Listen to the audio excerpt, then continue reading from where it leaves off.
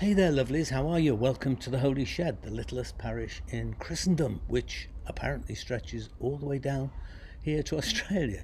Speaking of which, big thanks to Jim Fox, who commented on the YouTube film after my last shed. He said, "It looks like you're in a wonderful place, although it does look like you're in the Australian jungle doing the pilot for a new reality TV show. I'm a vicar, get me out of here." Well, I get what you're saying, Jim. I know it does look a little bit like that, although I can assure you that we're just in the backyard. But thank you, everybody, for joining me for another Down Under Holy Shed. Last week I said that I wished you were all here, and our dear friend Ruth replied, "Do you, Dave? Really?" Well, kinda. I mean, hey, get yourself down here, Ruth and John. We'd love to have you. But at least we can get together like this, which is really wonderful, I think. Also, we need to bear in mind that some of you actually are down here. Oh, yes, the Holy Shed reaches Australia, and we had a fabulous time meeting up with some of you on Wednesday evening for a barbie and a bit of a chat. It was just great. It's always amazing to meet Shedsters in the flesh, so thank you so much, guys, for a lovely, lovely evening. Anyway, I'm going to continue a little bit more today on the topic of prayer. And I know, I don't know what it is that's come over me that's making me so prayerful. Maybe it's, something in the water down here in Melbourne. Maybe it's actually the Angelus-like sounding of the train's bell that rings rhythmically throughout the day just outside the house here. I don't know. Actually, speaking about the train's Angelus bell, reminds me of Carol Ann Duffy's poem Prayer, which actually encapsulates that sense of mundane prayers sort of going on all around. It's really good. Look at it. This is what it says. "Some days, although we cannot pray, a prayer utters itself. So a woman will lift her head from the sieve of her hands and stare at the minims sung by a tree, a sudden gift. Some nights, although we are faithless, the truth enters our hearts, that small, familiar pain.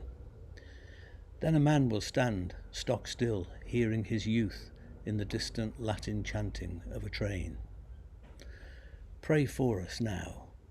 Grade 1 piano scales, console the lodger looking out across a Midlands town. Then dusk, and someone calls a child's name as though they named their loss. Darkness outside, inside, the radio's prayer.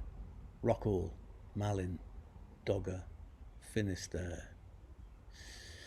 Fabulous, fabulous, fabulous. Anyway, here I am with a few more random holiday thoughts strung together, which I just hope that you'll find something useful in them. As I've been saying in recent sheds, my most basic understanding of prayer is really more of an attitude or an outlook or an approach to life which has a quality of intentionality, of deliberately pausing sometimes, of taking a breather, of simply looking around, of allowing oneself to gaze for a while. Gazing, I like gazing, don't you? To daydream, which I think can be indeed a spiritual practice all by itself.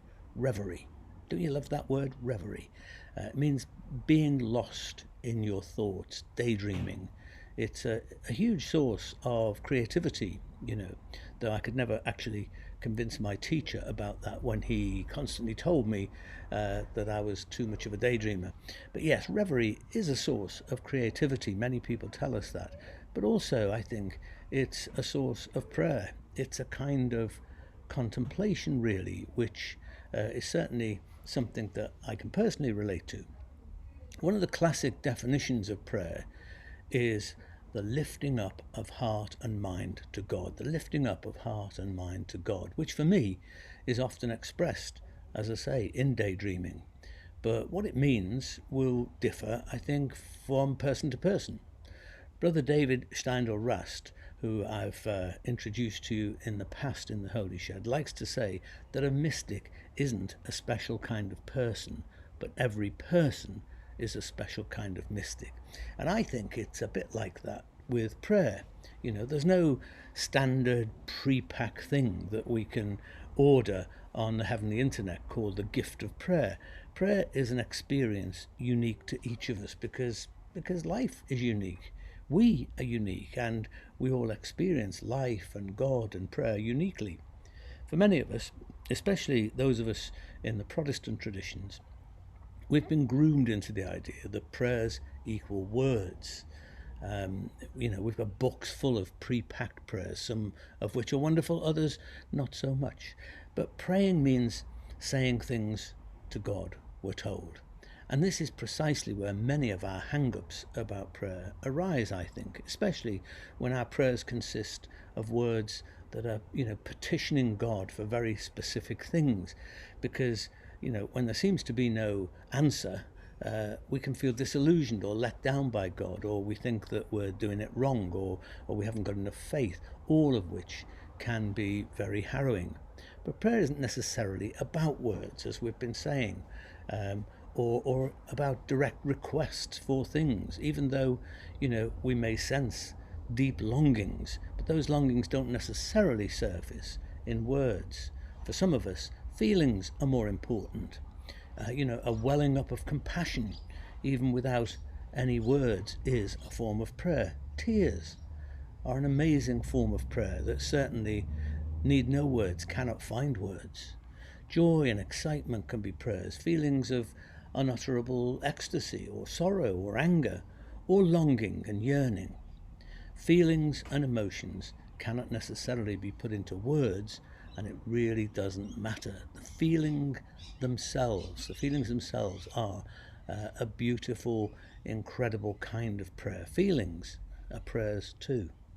Some of us, are essentially more gut types. We sense things in our belly. For us, prayers are visceral, physical maybe. Simply sensing something in the belly can also be a prayer, praying with our guts, if you like. While the Psalms in the Bible are prayers comprised of words, the real prayer isn't the words, it's the belly of the psalmist out of which those words come. The sense of desolation, of being aliens in a strange land, the sense of utter wonder at the vast heavens above, the sense of well-being in good times, like lying down in green pastures or beside still waters. The sensation is the prayer, not the words. I often say that the book of Psalms in the Bible is gut level religion. The Psalms are often politically incorrect, theologically incorrect, religiously incorrect, just incorrect. And yet, they're real, honest, authentic expressions of the guts of the psalmist. And if you read one and think, oh my God, that's terrible, how can you say that? Don't be, you can't go saying things like that. Well, I would say don't be too quick to judge. Maybe you haven't been where that person was when they said these things. Maybe, you will feel that way one day.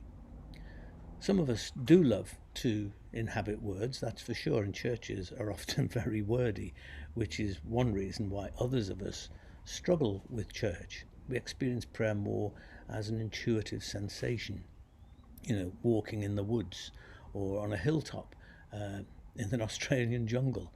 Others are being more prayerful when they're helping people or caring for loved ones or fighting for a cause or just being, a decent person getting on with life with application and good humour. This too is prayer. When I say that everyone prays, even atheists, which I do believe, I'm not just referring to, those cries for help in desperate times, which can be real enough for sure. I'm talking more about a common, deep connectedness that we sense to the mystery of life in a million different ways. We all, religious or not, experience mystery throughout life in one way or another. The strange silence that we fall into when something very beautiful is happening, or something very good or very bad. That wow that floats up when we see, magnificent firework displays and things like that. The hurrah that we sense at some little or large triumph in life. By the way, hurrah, excuse me, is just a non-religious hallelujah. It's the religious hallelujah's distant cousin, or maybe not so distant. The stammer of pain, that we feel at someone else's pain. Whatever way we sigh over our lives, because we all have times of sighing. I mean, these are all prayers in their own different way. Prayer is lifting our heart and mind to God. But David Steindl-Rast puts it the other way round to say that whatever lifts our hearts is prayer. Whether or not we acknowledge it or see it as such. Why? Because God is the mystery in the mystery of life that we all experience in the course of things. God is ultimately inescapable. But, for lots of people, the word God, like the word prayer and lots of other words, are unhelpful because of all the crap and misunderstanding that surround those words. Brother David Steindl-Rast, I love this guy. I mean, he's 96 now, and he still oozes goodness and love and beauty. And he reminds us that prayer also involves listening, and that listening is a form of prayer, listening to God speaking to us everywhere from everything. I mean, take a listen to him talking about it here. In my tradition, in the Christian tradition, we speak about listening to God. That would be very important. And that moment when we hear God's voice, today, when you hear his voice, harden not your heart. That is a very important saying that's over and over repeated.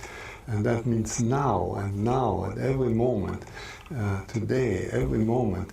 And we say that God is so simple that God has only one thing to say, and that is, I love you. That's all that God has to say, because God is love. But just as lovers will not say, well, I told you that 25 years ago, do you want to hear it again? I love you, yeah.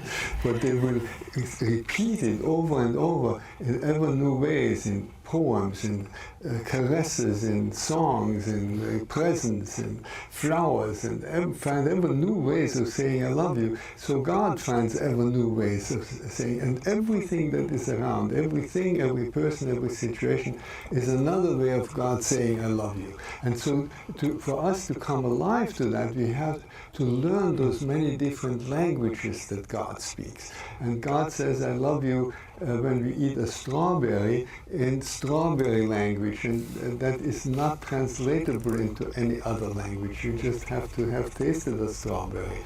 And so with everything there is, we have to learn the different languages. That's what I mean by coming alive. That's one of the aspects of living a spiritual life. Wow, strawberry language. God speaking to us through strawberry language. I wonder if God speaks through chocolate language too. I think so, don't you? I mean, I don't know about you, but some people just remind me of Jesus, and that guy is one of them. He just embodies the very spirit of Jesus for me. Okay, so I think that's pretty much all for the moment, and that's quite a message to take with you, isn't it? I love you, God saying I love you. So here's a prayer that I wrote. And it's a prayer that's got a sort of repetitious line of breathe in, breathe out, and I'd really like it if you did that as we come. You may even want to say those words. Breathe in, breathe out. A gentle signing of the cross. Breathe in, breathe out. A supportive hand outstretched. Breathe in, breathe out. A daily chore laced with love. Breathe in, breathe out. A humble tea light striking the dark. Breathe in, breathe out. A scrawled message on a paving slab. Don't lose hope. Breathe in, breathe out.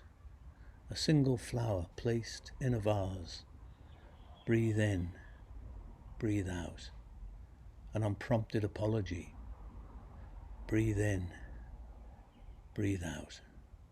A handful of earth finally released. Breathe in, breathe out. Breathe in, breathe out. You know, one of my favourite writers is a woman called Etty Hillesum, and she was a young Dutch woman who lived through the period in which the Nazis came in and occupied Holland, and she left behind an amazing diary of her life around that time. And on the 7th of September 1943, a freight train with 987 Jews aboard, including her, departed from the Westerbroek transit camp on the east side of the Netherlands, heading to the Auschwitz concentration and extermination camp in occupied Poland. And Etty, sitting on her backpack in an overcrowded railway car, 29 years old, she wrote this postcard to a friend, Christine, who lived in Deventer, and she simply wrote on the postcard, "We have left the camp singing." And she wrote that down, and she threw the card from the train. That was the very last thing we ever heard of Etty. And a farmer found that card and sent it to Christine, so it survived. But what an amazing prayer, what an amazing sort of symbol of hope. We left the camp singing. She also wrote in a diary, "Sometimes the most important thing in a whole day is the rest we take between two breaths, or the turning inwards in prayer for 5 short minutes." Breathe in, breathe out. Well, amazing. I think that, excuse me, I think it's time for a toast, don't you? And I do happen to have a little bottle of something down here, so if you've got a drink, join me now in a little toast. This is a toast to the breath we take between two breaths, to taking the time, as she said, to turn inwards for just a few short minutes in a day, that precious pause. It's a toast to the breath within our breath, God's Spirit. A toast to not hardening our hearts so that we fail to hear God saying everywhere, "I love you." It's a toast to the mystery in the mystery of life, to life, l'chaim.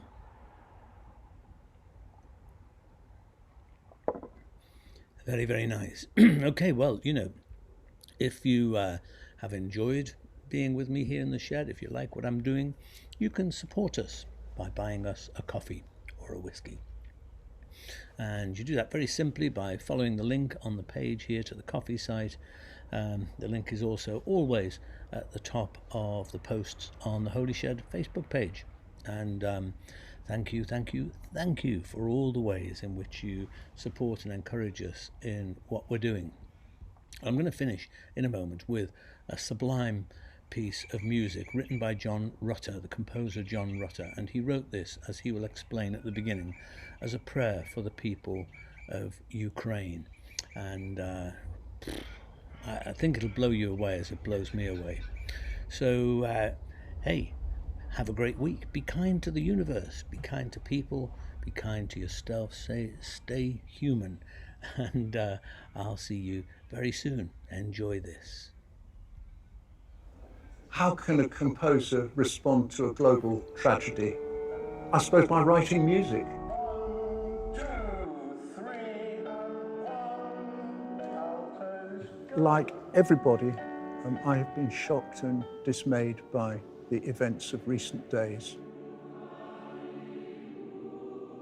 And the first thing I wanted to do was write some music that would respond in my own way. I went to a late night service in my old college chapel where they sang a setting of a lovely Ukrainian prayer. So, having encountered the text in another musical setting on Wednesday night, on Thursday, I wrote my own music. I hope the meaning of the text will resonate in people's hearts. I had the opportunity to put it together at very short notice with this wonderful group of 300 people. It still speaks with my own voice, but in terms that reach out to the Ukrainian people in their hour of need. Good Lord, protect the Ukraine. Give her strength, courage, faith, hope. Amen.